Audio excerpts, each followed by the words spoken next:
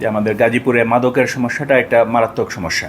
প্রত্যেকটা ইউনিয়নে আমাদের মাদকের যে আপনার মাদক গ্রহণের যে প্রবণতা, এটা মারাত্মক বিষয়। এবং একই সাথে এই মাদকের ভয়াবহতাটা আমাদের আপনার কিশোর গ্যাং কালচারটাকেও এখানে জন্ম দিয়েছে।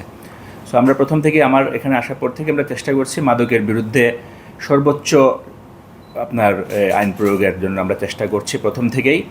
এবং এরই ধারাবাহিকতায় আমরা আজকে আমরা যেটা পেয়েছি আপনার যে আমাদের গোয়েন্দা তথ্যের ভিত্তিতে আমরা জানতে পেরেছিলাম যে নেত্রকোনা থেকে একটা আপনার বিদেশি মদের চালান শ্রীপুরে কোনো একটা ব্যক্তির কাছে পৌঁছে দেওয়া হবে।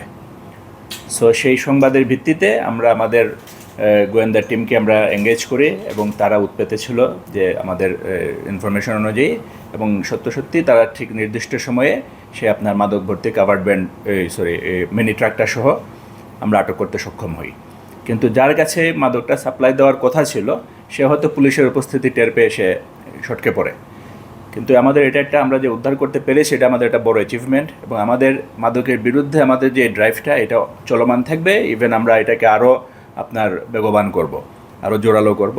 আমরা এক্ষেত্রে আপনাদের সহযোগিতা চাই যে গাজীপুরকে মাদক মুক্ত করার জন্য আপনাদের সহযোগিতা আমরা পাচ্ছি, এবং এই সহযোগিতা যদি কন্টিনিউ হয় তাহলে আমরা আশা করি যে আমরা খুব শীঘ্রই আমরা পুরো সমাজকে, গাজীপুরের এই সমাজকে আমরা এটা ভালো খবর, মানে একটা ভালো কিছু আমরা উপহার দিতে পারবো।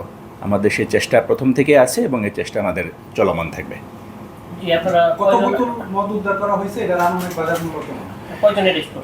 আমরা অ্যারেস্ট করেছি 2 জনকে।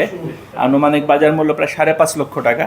এটা আপনার 160 বোতল 66 লিটারের মতো, এবং এটা যা বাজার মূল্য আনুমানিক 5.5 লক্ষ টাকা।